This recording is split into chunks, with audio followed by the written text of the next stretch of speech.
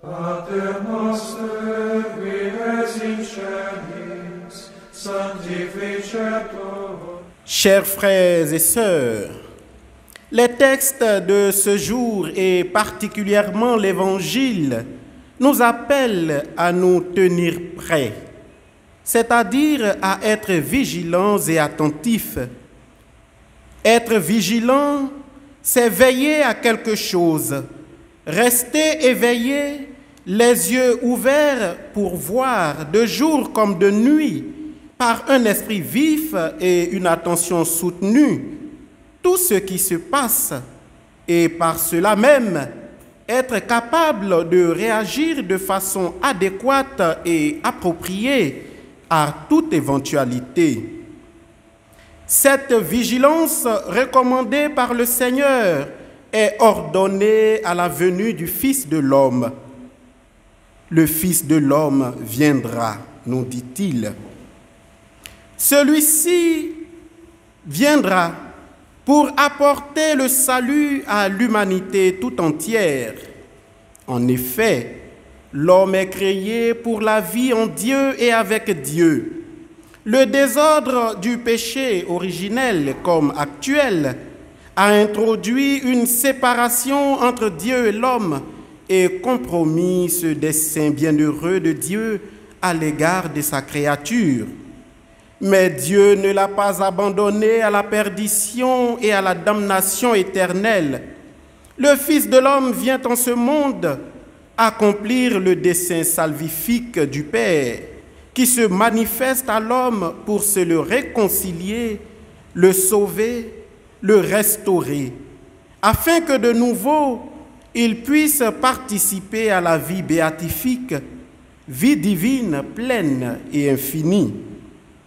L'importance que revêt cette venue du Fils de l'homme pour l'humanité requiert donc attention et vigilance.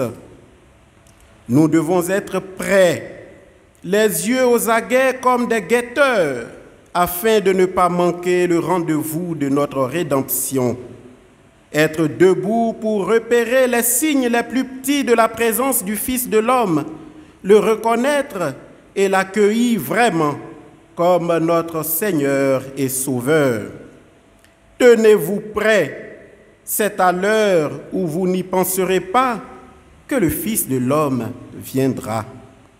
On ne sait jamais, frères et sœurs, peut-être est-il déjà là.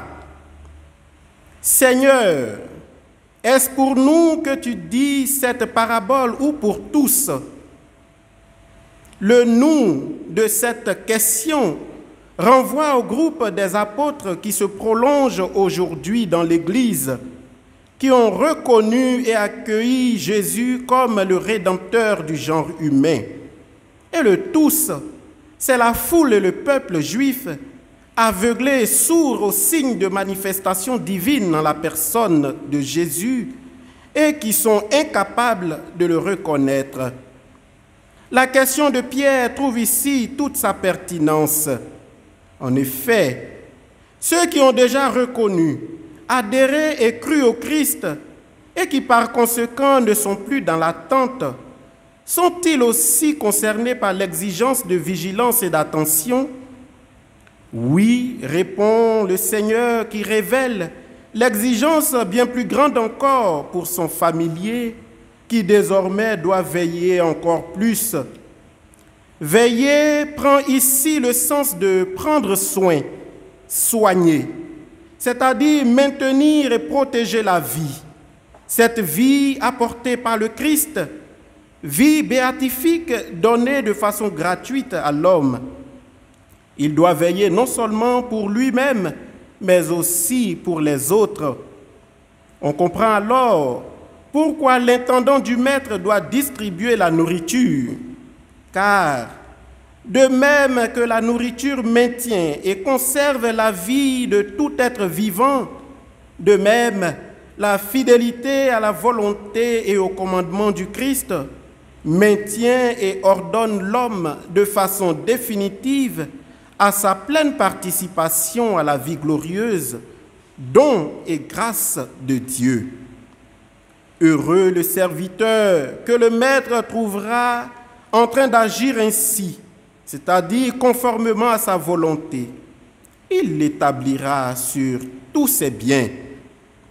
Chers frères et sœurs, le chrétien, clair comme laïque, qui a reçu la grâce de la vie éternelle et la foi en Jésus-Christ, doit être attentif à imiter et à demeurer dans la volonté de Dieu, volonté d'amour et de charité, sans quoi il peut déchoir et manquer à la réconciliation qui le destine à la vie pleine et éternelle.